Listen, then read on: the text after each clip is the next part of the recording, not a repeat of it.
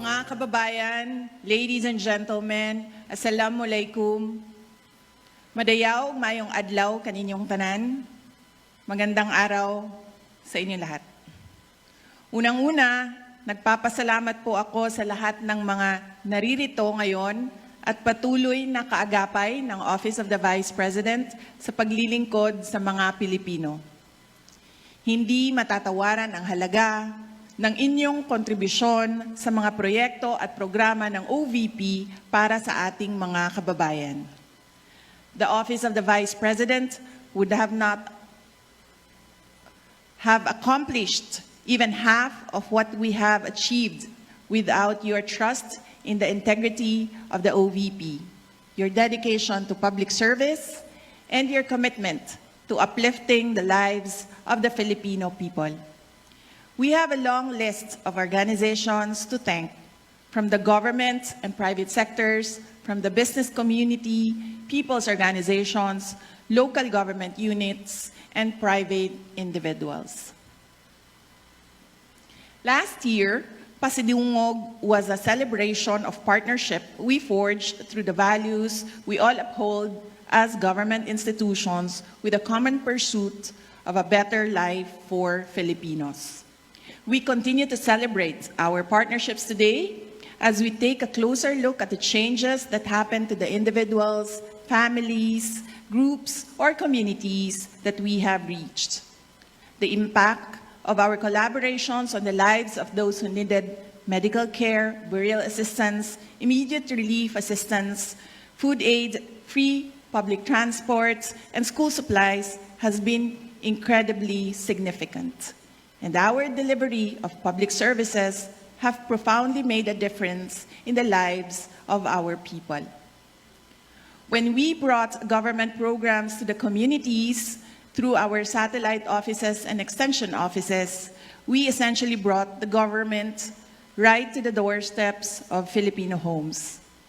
Essentially, we have two kinds of interventions. First, services that provide immediate help to citizens in distressing situations. And second, services that provide long-term solutions to social issues confronting our citizens. The first intervention supports people experiencing hunger, financial insecurity, medical crisis, and calamities. The second are initiatives that build the capacity of communities to address issues that impact their lives. Both initiatives aim to put Filipinos at the center of everything we do, where every Filipino has the opportunity to thrive and become participants in nation building. We received thousands of letters from groups all over the country expressing their desire to become recipients of the OVP flagship program, Magnegosyo Taday. And we also received letters from individuals expressing the same desire to become recipients of the program. Naisip namin, ang pag-unlad ay nagsisimula sa desisyon ng isang individual na maging kapaki-pakinabang. Kung kaya't binuksan natin sa OVP ang programa para sa mga individual na may pagnanais na maging produktibo para tulungan ang kanyang sarili, ang kanyang pamilya, at ang kanyang komunidad. This is proof that our commitment-based partnerships gave birth to paglaom o paningkamot. And this makes our celebration even more meaningful and inspiring. Dahil ang paglaom o paningkamot o hope and hard work are among the powerful life lessons that we should arm ourselves with and bring along with us to pursue our dreams.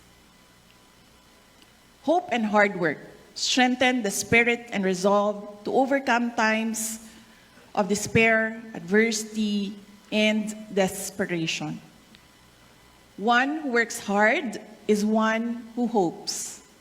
Naitanim natin ang pag-asa at pagsisikap nang magdesisyon tayo na damayan ang ating Pilipino na nangangailangan ng tulong at nahihirapan sa buhay. Nahitabo kini human nga kita nagdesisyon nga mubarog sa katawhang Pilipino ug sa kanunay magmatinud-anon sa prinsipyo sa serbisyo publiko. Allow me then, ladies and gentlemen, to report to you and to the nation the progress of the programs and projects of the Office of the Vice President that were only made possible through your support. The Office of the Vice President continues to reach millions of financially challenged families needing medical assistance. The Medical Assistance Program is the top OVP social service for Filipinos. In April 2023, we reached 22,970 Filipinos. From May 2023 to April 2024, our satellite office and OVP Central Office focused on enhancing our efficiency to support more Filipinos needing medical assistance. As a result, by April 2024, we quadrupled our reach and assisted 119,234 individuals. One of our beneficiaries was a boy from Eastern Samar. The 5-year-old boy had cerebral palsy, and his family's lack of financial security made the boy's medical situation even more challenging for them. His mother, Christine, sought our help through the OVP Eastern Visayas Satellite Office. His daily struggle living with cerebral palsy is shared by a family that constantly worries about the risk of him acquiring life-threatening respiratory health conditions. We donated a set of equipment that addresses the boy's respiratory issues. The best that we can do is to ensure that breathing becomes less difficult for him. With an increased reach, our medical assistance program disbursed 1 billion pesos in contrast to just 236 million pesos in April of last year. We thank our partner hospitals, pharmacies, and other social service providers for the success of our program. In April 2024, over 30,000 families accessed our burial assistance totaling 150 million pesos. Compared to last year's period, the program only assisted 6,175 families utilizing 30.8 million pesos. The 400% increase indicates a substantial expansion in the reach and impact our burial assistance program. What started with a single beneficiary, we now have 12 people's organizations who are beneficiaries of the Magnegosyo Taday program. Nakakatuwa ang kwento ng mga benepisyaryo natin. Makikita natin sa kanila ang likas na tibay ng loob ng mga Pilipino para lumaban upang magtagumpay sa harap ng mga pagsubok sa buhay. Katulad na lang ng kwento ng mga miyembro ng Barangay Habag Fisher Folks Association sa Surigao del Sur. Mahirap ang kanilang buhay. May mga anak na pinag-aaral. Walang ibang pinagkakakitaan kundi ang pangingisda. Ngunit, hindi organisado ang mga mangingisda ng barangay. Kanya-kanya ang kanilang operasyon. Kanya-kanya rin sila sa pagharap ng mga problema at paghahanap ng solusyon. However, it only takes one person to initiate change. Isa si Danilo sa naglakas ng loob na hikayatin ang mga kapwa mangingisda na magtatag ng grupo. Alam ni Danilo na kapag organisado, maraming oportunidad ang magbubukas para sa kanila. At matapos nilang itatag ang Barangay Habag Fisher Folks Association, hindi lamang oportunidad ang nagbukas sa kanila, kundi pati pag-asa. Ang kasanatian sa Barangay Habag Fisher Folks Association nagpakita kanato sa pagtubo sa kooperasyon sa mga miyembro sa komunidad ug ang pagkusog sa ilahang maayong pagtagad sa usag-usa. Ang Barangay Habag Fisher Folks Association karon ang nag-unang supplier og isda sa ilang lugar ug mga sikbit nga barangay. Currently, 12 civil society organizations comprising over 26,000 members have benefited from the Magnegosyo Taday entrepreneurial support. Each organization received 150,000 pesos for their livelihood projects. Nais ko lang ibahagi sa inyo ang kwento ng Mika, ang unang women's organization na tumanggap ng Magnegosyo Taday Fund.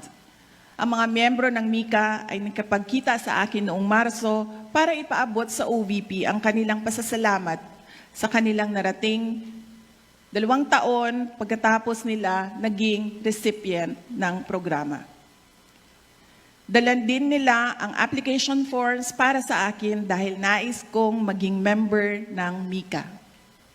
I am saying this because I am deeply impressed by Mika's advocacy and how the group exemplified the message of hard work and hope. Magandang halimbawa para sa mga kababaihan ang Mika. Ang epekto ng pag-asenso ng Mika ay hindi lamang nakasentro sa kanilang organisasyon, umaabot din ito sa buong komunidad sa pamamagitan ng kanilang partisipasyon sa mga aktibidad na naghihikayat ng aktibong partisipasyon ng mga kababaihan sa pagpaunlad ng kalidad ng buhay. Bukas ang Magnegosyo Taday na alalayan ang mga grupo ng mga mangingisda, LGBT, mga babae, kabataan, senior citizens, PWD, mga driver ng tricycles at iba pa. Ngunit katulad ng nasabi ko, binuksan natin ang programang ito sa mga individual na handang bumangon, tulungan ang kanilang sarili at maging produktibong Pilipino. Mula May 2023 hanggang April 2024, ang Magnegosyo Taday ay nakapagbigay ng puhunan na aabot sa 15,000 para sa 17 na mga Pilipino para simulan ang kanilang sariling livelihood projects. Kabilang sa mga individual project proposals na tanggap ng OVP ay ang sari-sari stores, salon at livestock growing. Pinapangarap natin na mas marami pang mga grupo o individual mula sa mga komunidad ang maabot natin sa pamamagitan ng Magnegosyo Taday. At OVP, we empower people to empower communities. And empowered communities build a strong, peaceful, and stable nation. Our Libreng Sakay program has assisted 735,202 Filipinos from May 2023 to April 2024. Since we started this project in 2022, we have already provided free transport services to 1.1 million Filipinos.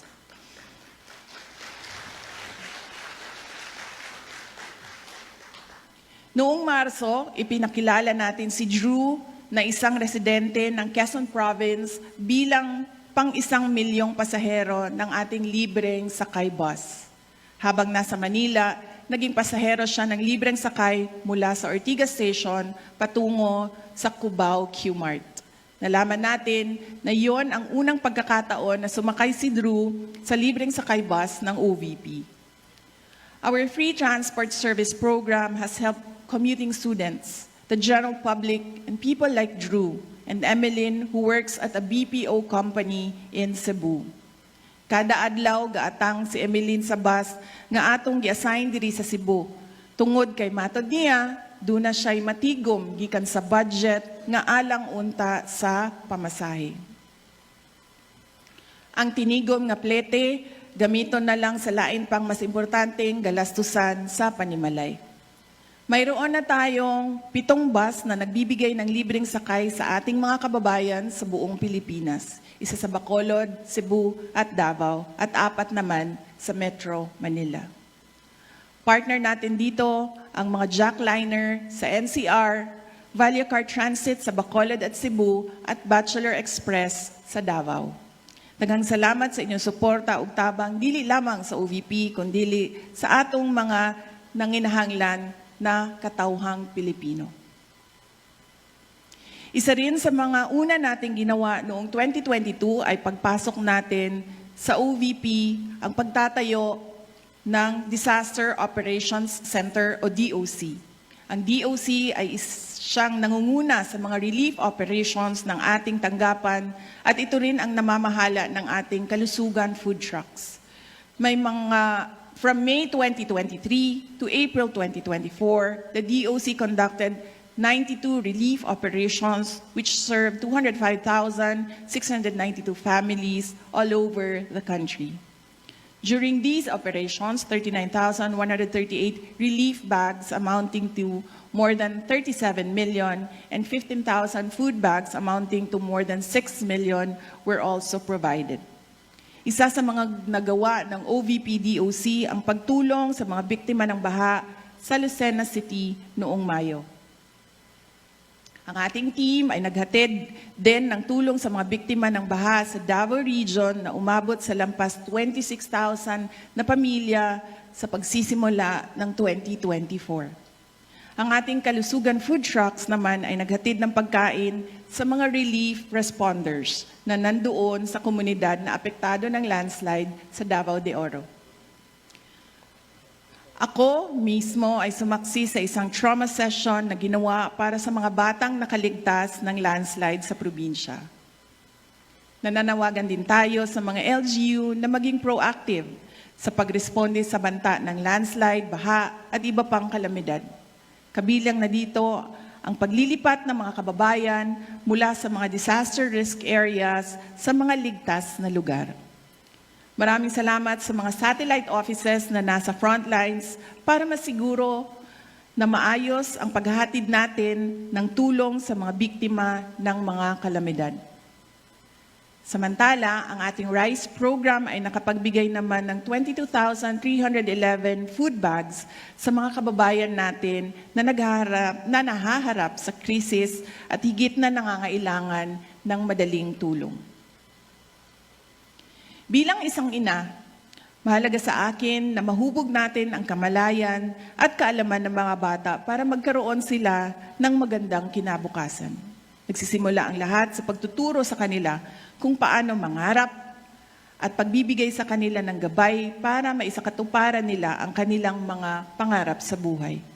Sa OVP, tinitiyak natin na kabilang sa mga programa ang para sa mga kabataan.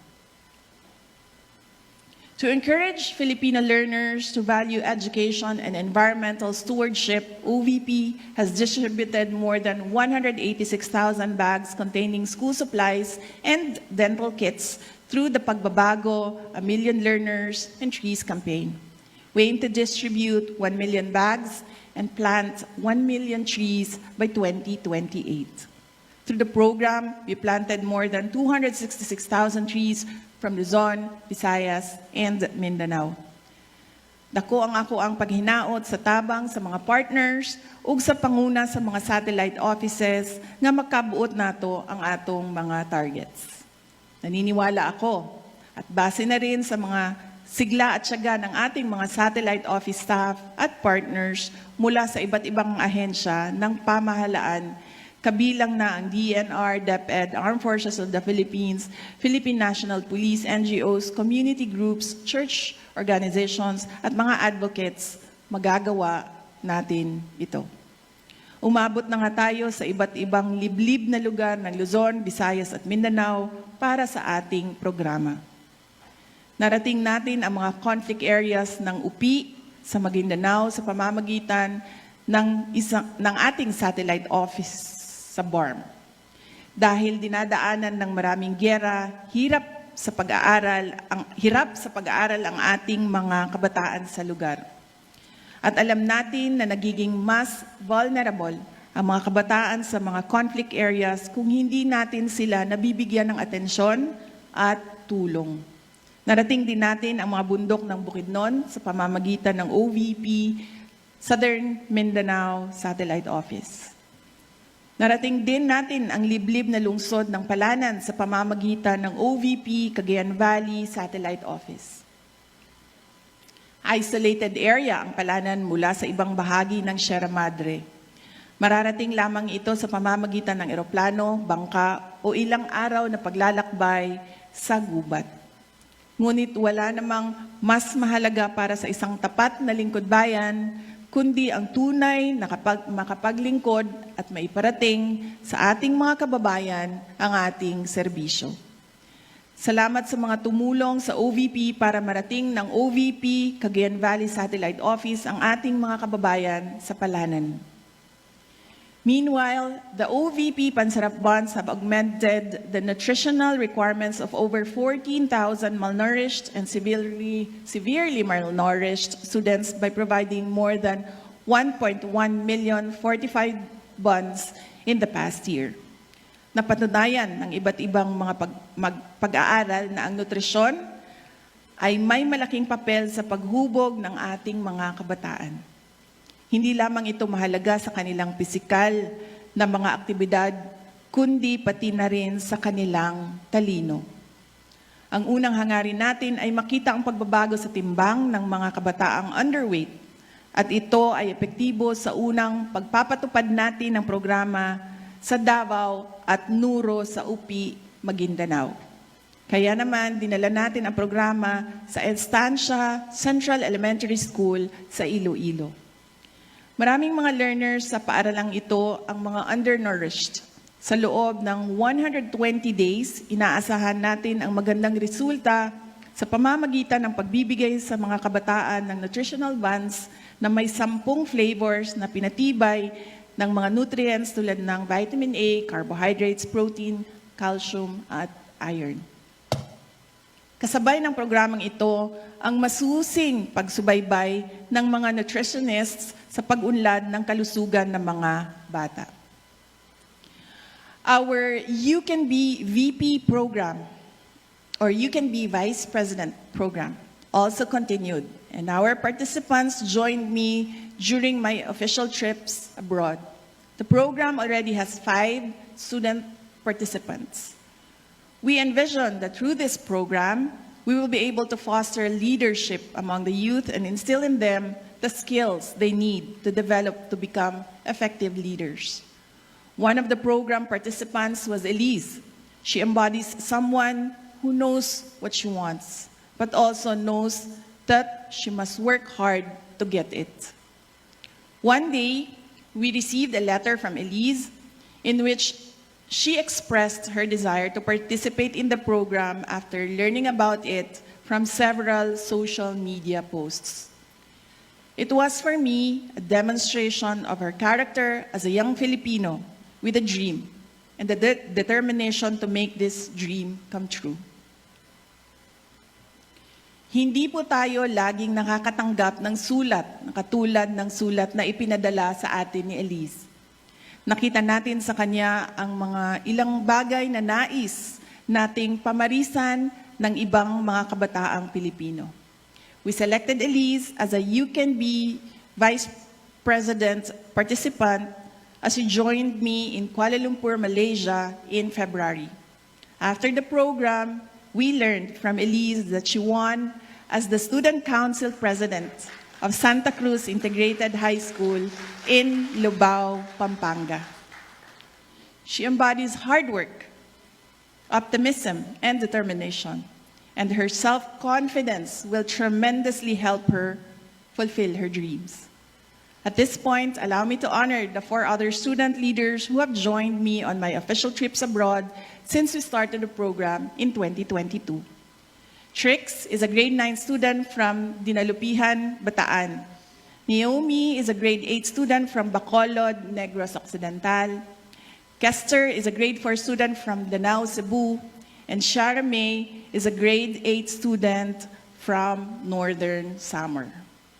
They have stories that could inspire young Filipinos to value education, pursue their dreams, and become agents of change as leaders. And they have stories that could become our anchor of hope that one day the Philippines will be led by Filipinos named Elise, Trix, Naomi, Kester, and Ciara. Since May 2023 to April 2024, I had 56 diplomatic engagements. These activities with various countries have contributed towards deepening and broadening the bilateral relations with our partner countries. In my capacity as Secretary for Education and President of the Southeastern Asian Ministers of Education Organization, or SIMEO Council, I visited Brunei Darussalam, Singapore, Republic of Korea, Malaysia, and the Kingdom of Cambodia. Let me emphasize, however, hindi kasali sa ASEAN ang Korea, but I was there because I was invited by the government of Korea. Let me emphasize, however, that these engagements were all carried out under the authority as the Vice President. During courtesy calls and meetings, I was able to meet 41 ambassadors, my counterparts as Secretary for Education and Vice President, and other foreign dignitaries. Since assumption into office, we have been moving around the country, meeting with different communities, consulting with organizations, and talking to LGU officials. From May 2023 to April 2024, we participated in 342 meetings and events all around the country. These visits keep us in touch with the realities on the ground, and they remind us of the work that should be done. Mga kababayan, ladies and gentlemen, while we celebrate our success, we are not really here to congratulate each other, tap each other's back, or make ourselves feel better for what we have achieved. I take this as a reminder of the more significant challenges ahead of us as we continue to fulfill our aspirations for the Filipinos. I also take this as a reminder that we are here based on our commitment as responsible leaders and Filipino citizens. At sa pagpapatuloy natin ng ating mga programa, araw-araw ay patuloy din nating maririnig ang iba't ibang kwento ng buhay mula sa mga Pilipino na dudulog para humingi ng tulong sa atin sa Central Office ng Office of the Vice President at 10 satellite offices at 2 extension offices. At aasahan nila ang ating pagpapasya. Katulad ng ating pagpapasya sa nakalipas na 2 taon kung saan nagdesisyon tayo na maging epektibong ahensya ng pamahalaan para sa mga mamamayan. Inaasahan ng mga Pilipino na mananatili tayong tapat sa ating tungkulin sa kanila at sa ating bayan. Yan po ang hamon sa atin. We are given the opportunity to serve the people and become institutions that would help restore the people's trust in our government through effective, relevant, and timely public service. May we not squander the opportunity to lead, serve, and lift people up so that they become part of our mission to build the nation.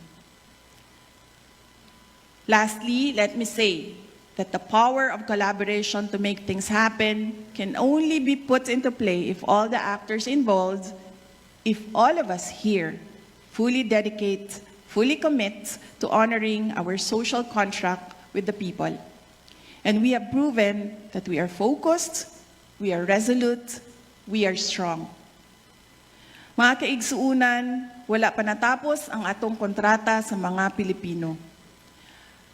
Hangtod nga gagahupot kita og katungdanan, mubo man kini o taas, magpadayon ang pagtawag kanato aron alagaran ang katawhan. Kanunay unta nato kining mahinumduman.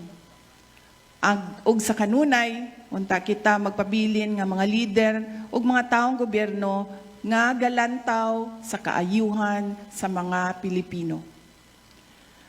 Mga lider ug taong gobyerno nga sa kanunay mobarog alang sa interes sa mga Pilipino. Ug mga lider ug taong gobyerno nga matidunod-anon ug sa kanunay gasubay sa prinsipyo sa pagsilbi sa publiko. Salubungin po natin ang panibagong yugto ng ating kolaborasyon na may nag-aalab na pagsisikap at pag-asa para sa mga Pilipino at para sa Pilipinas. Mga kababayan, patuloy po tayo maging matatag tungo sa pagtaguyod ng isang bansang makabata at mga batang makabansa. Ang lahat ng ginagawa natin ay para sa Diyos, sa bayan, at sa bawat pamilyang Pilipino. Syukran.